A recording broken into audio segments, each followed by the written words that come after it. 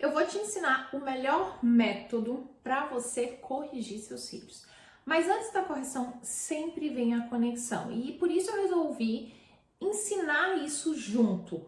Porque a correção precisa vir depois de ligar todos os botões de conexão, para que não se torne uma punição, uma repreensão, um momento de estresse, de conflito, um problema que não deveria ser, né? Porque a correção nada mais é do que crescer, evoluir, aprender, gerar aprendizados, reflexões.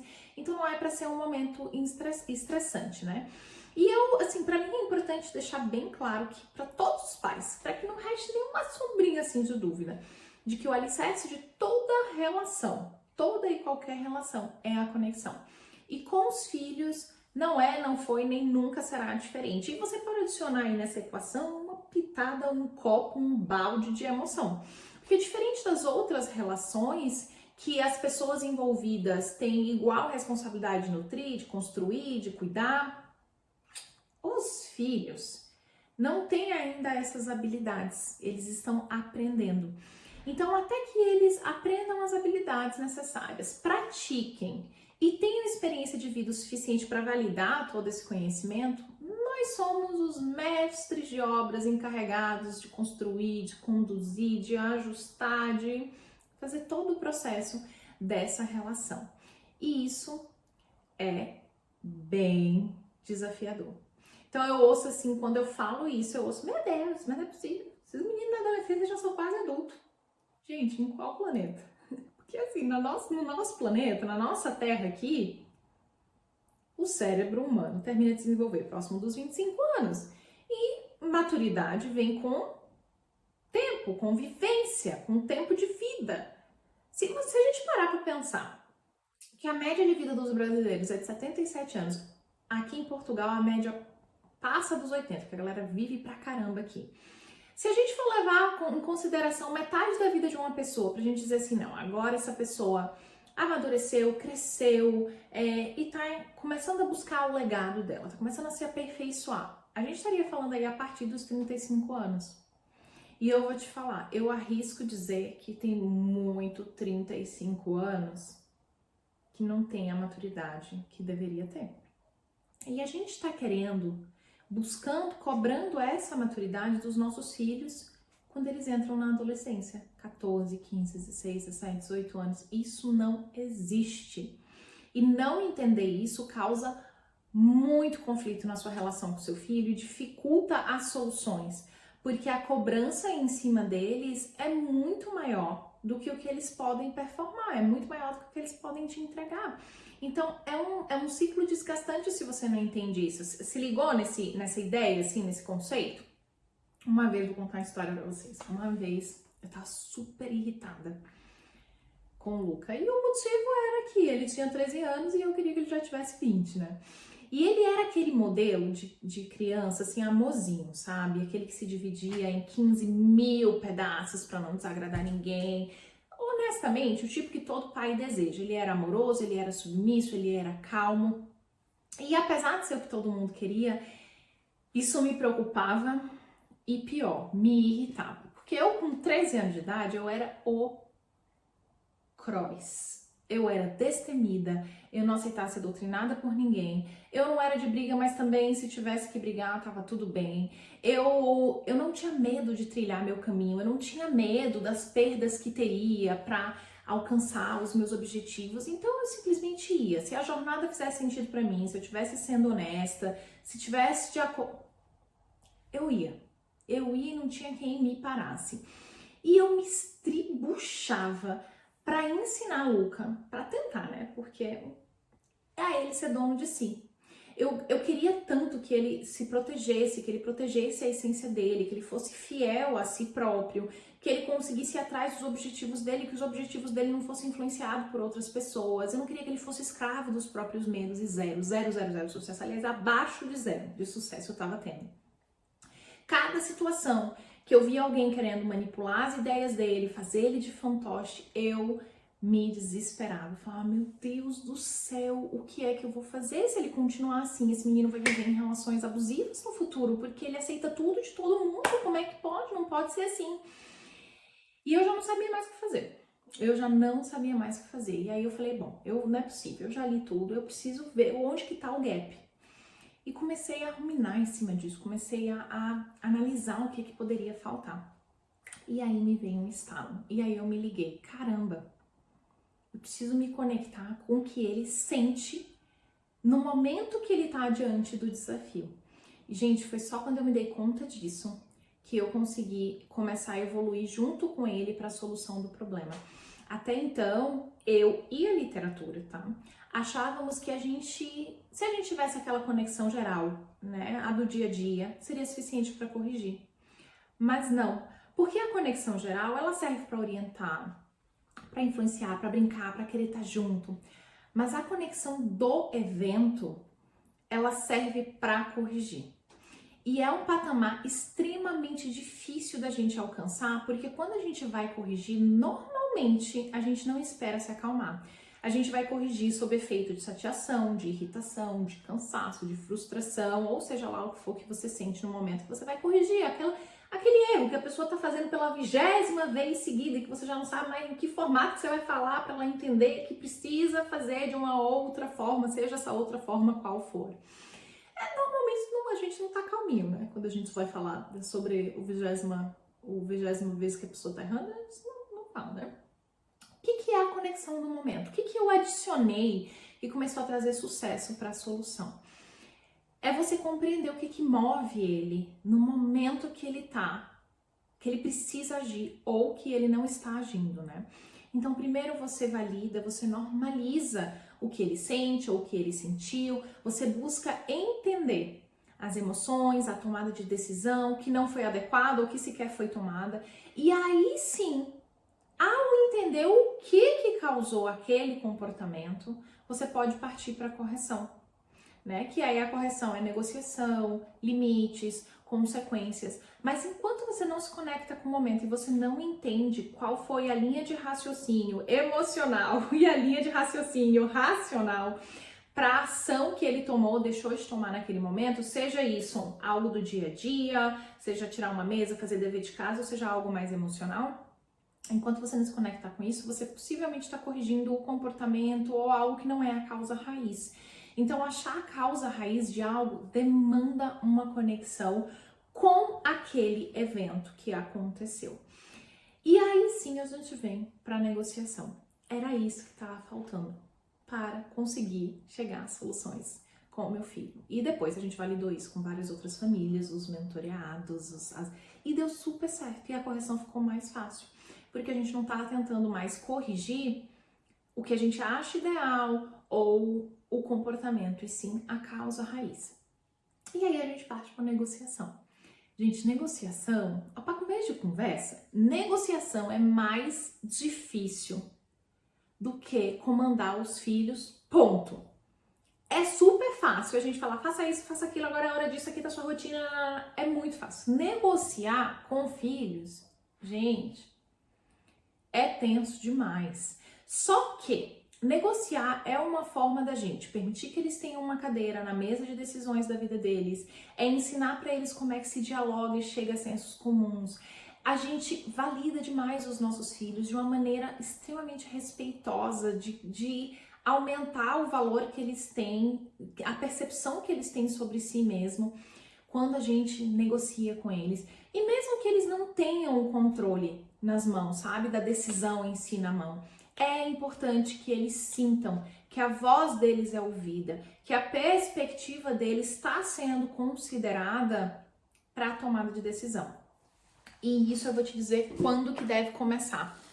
Desde que eles nascem. Desde que eles nascem.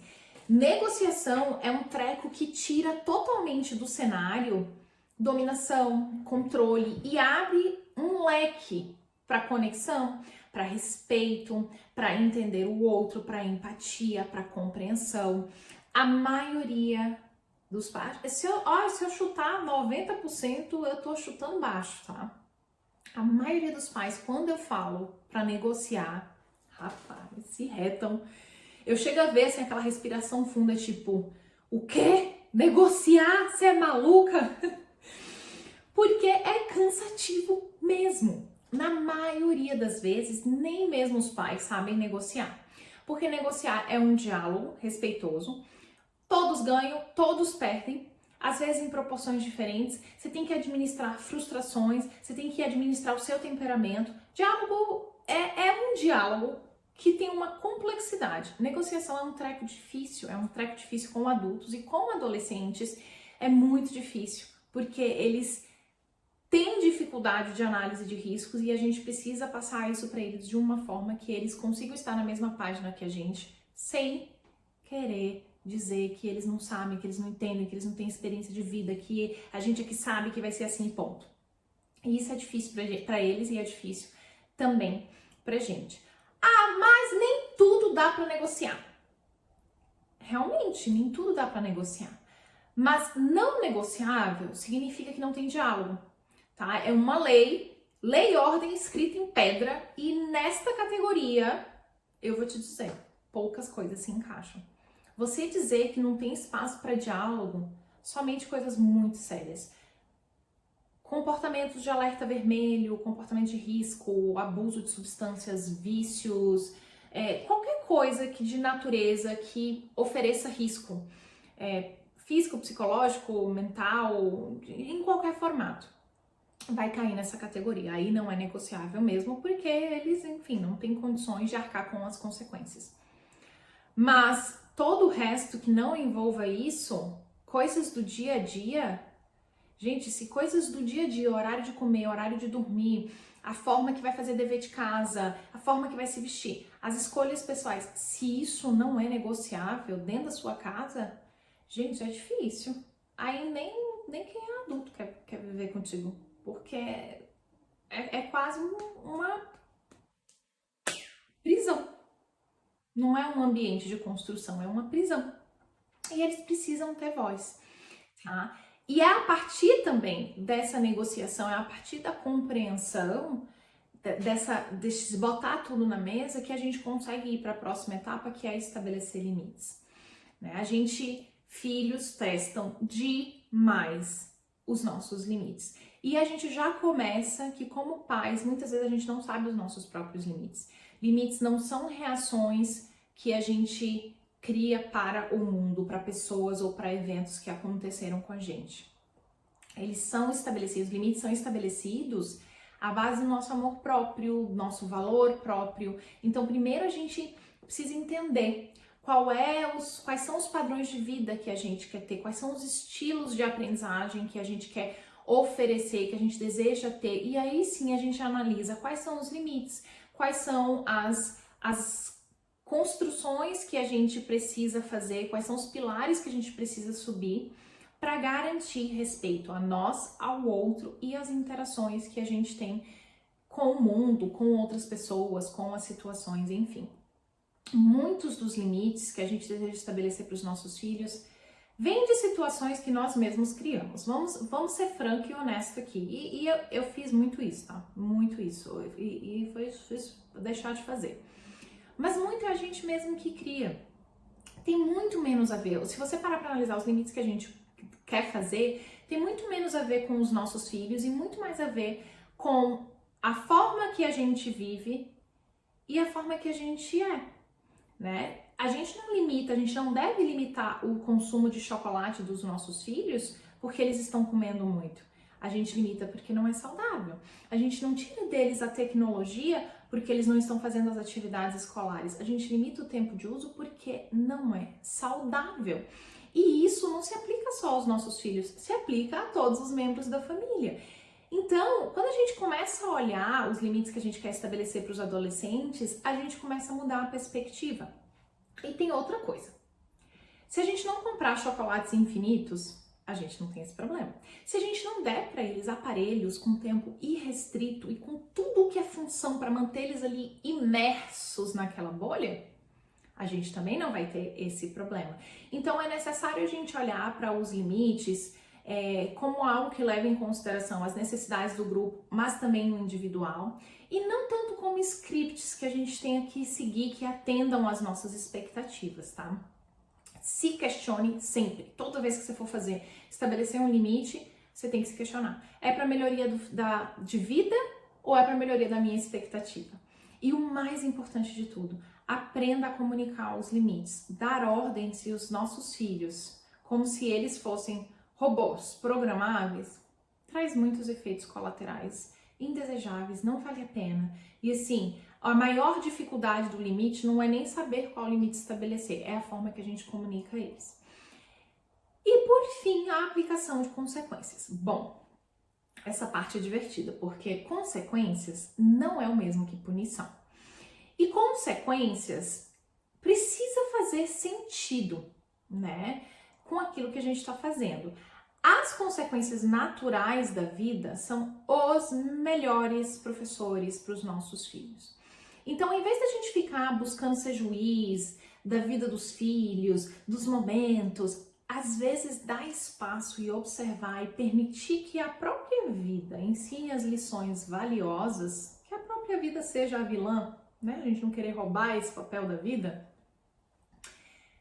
é muito mais proveitoso do que ficar oferecendo recompensa ou ameaçando com punições.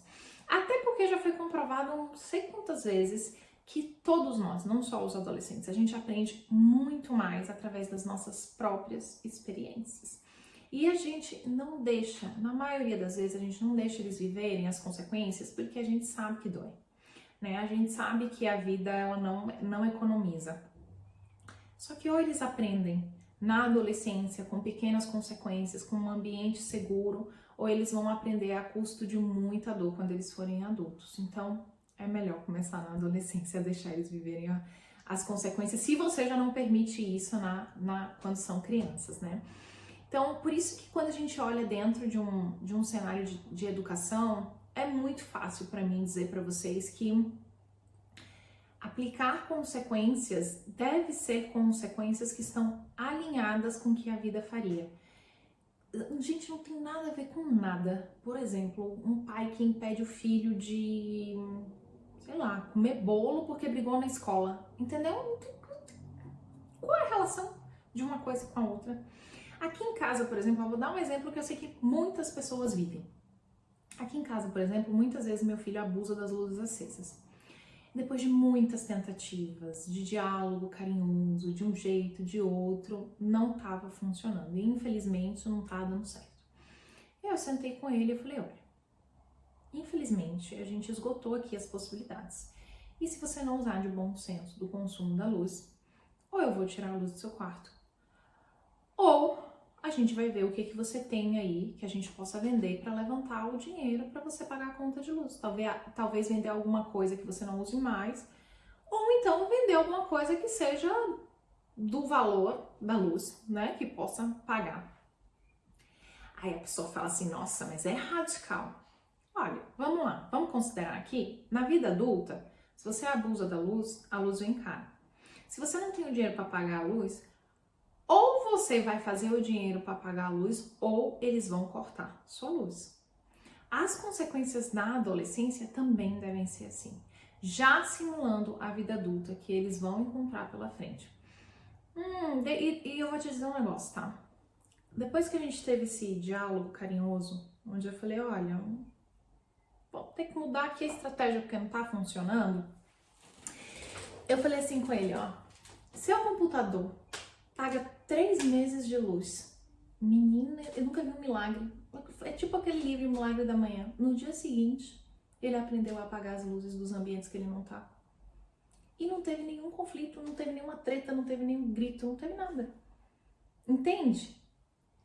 É muito mais fácil você aplicar consequências dessa forma, sendo justo, do que ficar brigando e tirando coisas que não tem nada a ver.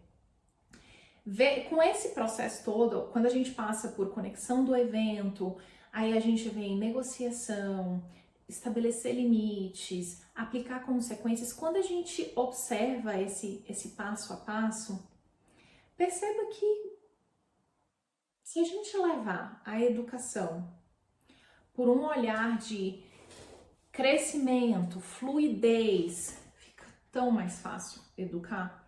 Muda, sabe, essa ideia de que como pais nós somos donos da vida dos nossos filhos, de que como pais a gente tem que saber o que fazer, quando fazer. muda.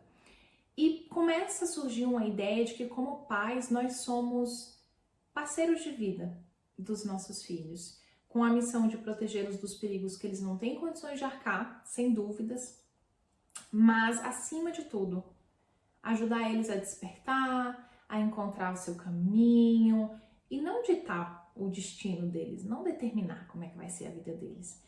Faça as pazes com isso, sabe? Faça as pazes de que o seu papel é quase um coadjuvante e a relação e também a correção dos seus filhos vai tomar outro rumo, vai tomar outra proporção num aspecto muito mais positivo, sabe? Agora pronto, ferramenta tá na mão. Quero só ver quais são os ajustes que vocês vão fazer para corrigir aí os seus filhos, o que você precisa ajustar em você para poder corrigir nesses moldes mais saudáveis. E aí, compartilha também com quem tá querendo matar o filho para fazer uma correção, se tem uma maneira tão mais simples de fazer.